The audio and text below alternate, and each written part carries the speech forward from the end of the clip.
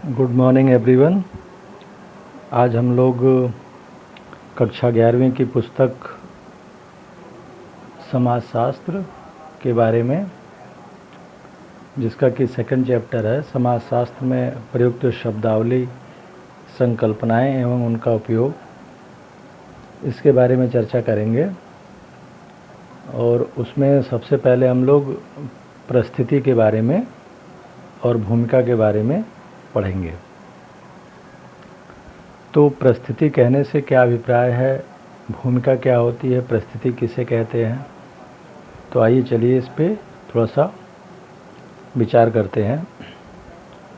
परिस्थिति से मुख्य रूप से तात्पर्य यह है कि परिस्थिति अर्थात सामाजिक स्थिति।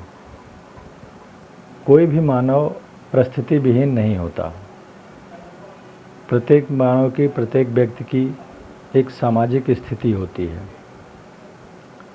जिसे हम उसकी परिस्थिति के रूप में जानते हैं। यह परिस्थिति आपकी अर्जित हो सकती है या आपको जन्म से प्राप्त अर्थात प्रदत्त भी हो सकती है। परिस्थिति कहने से तात्पर्य यह है कि आपको समाज में लोगों द्वारा किस कारण जाना जाता है, अर्थात आपकी समाज में क्या स्थिति है जिससे कि लोग आपको पहचानते हैं, जानते हैं। एक उदाहरण स्वरूप समझ सकते हैं।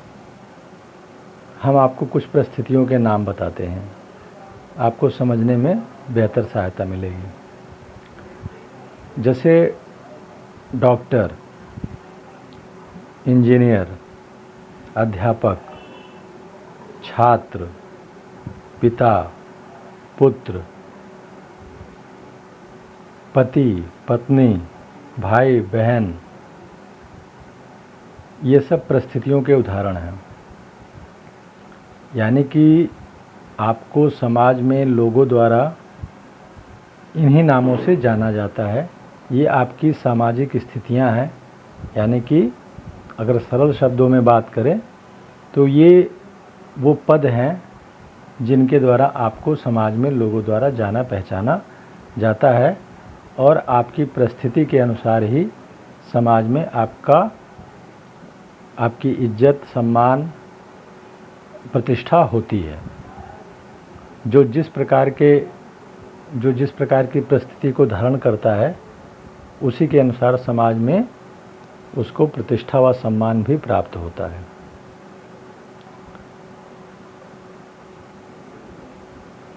आप यहाँ यह भी देखेंगे कि हमने अभी कुछ परिस्थितियों की चर्चा की, तो उसमें हमने दो प्रकार की परिस्थितियों को शामिल करते हुए उदाहरण दिए हैं, जिसमें कि एक परिस्थिति होती है जो कि हमें जन्म से ही प्राप्त हो जाती है।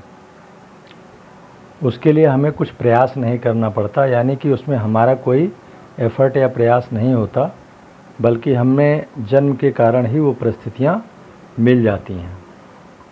लेकिन उन परिस्थितियों को बनाए रखने के लिए हमें निश्चित रूप से भविष्य में आगे चलकर प्रयास करने पड़ते हैं। जैसे कि इन परिस्थितियों को हम प्रदत्त परिस्थिति कहते हैं। जैसे कि आप आगे चलकर देखते हैं कि पुत्र है, पिता है, तो अगर आपको पुत्र की परिस्थिति प्राप्त है, तो अगर आप पुत्र के जो भी कर्तव्य होते हैं, आगे चलकर उन कर्तव्यों का पालन करते हैं, तभी आपकी परिस्थिति बनी हुई रहती है। प्राप्त तो आपको जन्म से ही हो गई, जैसे जातीय परिस्थिति है, आप जिस भी जाति के हो, तो जाति परिस्थिति भी प्रदत्त होती है, वो जन्म से ही आपको प्राप्त हो जाती है। इसके लिए खैर आगे चलकर इसे बनाए रखने के लिए आपको कोई विशेष प्रयास की ज़रूरत नहीं होती है, फिर भी आपको आजीवन ही परिस्थिति बनी हुई रहती है। लेकिन जाति परिस्थिति से भी जुड़े हुए कुछ कर्म हैं जिनको कि सभी लोग जिनका पालन करते हैं। अगर आप जाति के नियमों से बाहर जाने का प्रयास करते हैं, तो कहीं ना कहीं वो परिस्थिति आपकी छिन सकती है। तो जाति के जो भी नियम हैं उनका आपको पालन भविष्य में करना ही पड़ेगा। इसी तरीके से पिता की परिस्थिति है, परिवार में अपने कर्तव्यों का निर्वहन करना, उसका एक पिता के रूप में क्या दायित्व है, एक पति के रूप में क्या दायित्व है, एक भाई के रूप में और एक पुत्र के रूप में भी उसके क्या दायित्व हैं। अगर वो उनका ठीक से निर्वहन कर रहा है तभी उसकी परिस्थिति बनी हुई रहेगी। इसी तरीके से अगर ये तो आपकी प्रदत्त परिस्थितियाँ हो गई, और जो अर्जित परिस्थिति होती है वो हम अपने जीवन काल में अपने प्रयासों द्वारा अपनी योग्यता के आधार पर उसे प्राप्त करते हैं। यानी कि हम उसे प्राप्त करने के लिए कुछ अलग से प्रयास करते हैं। जैसे उदाहरण स्वरूप आप समझ सकते हैं, अगर आपको डॉक्टर बनना है तो आपको साइंस की, बायोलॉजी की पढ़ाई करनी पड़ेगी। आपको इंटर साइंस से करना पड़ेगा, आगे चल के नीट पीएमटी जो भी है उसका एग्ज़ाम देना पड़ेगा। उसमें जो है आप क्वालिफाई करोगे, एमबीबीएस एमडी की पढ़ाई करोगे और इंटर्नशिप वगैरह करके तब आप फाइनली अगर सारी चीज़ों में पास हो जाओगे तब आपको एमबीबीएस की डिग्री मिलेगी। तो यानी कि आपने अपने जीवन काल में उस परिस्थिति को प्राप्त करने के लिए काफ़ी कुछ मेहनत किया, प्रयास किया, संघर्ष किया, जिसके बाद आपको वो परिस्थिति प्राप्त हुई। हाँ, प्राप्त हो गई आपके संघर्ष से, लेकिन फिर भी अगर आप चाहते हैं वो परिस्थिति बनी रहे तो आपको उस परिस्थिति के अनुसार जो भी आपके कर्तव्य या भूमिकाएं हैं उनका निर्वहन करना पड़ेगा, तभी वो दीर्घकाल में परिस्थिति आपकी बनी हुई रहेगी।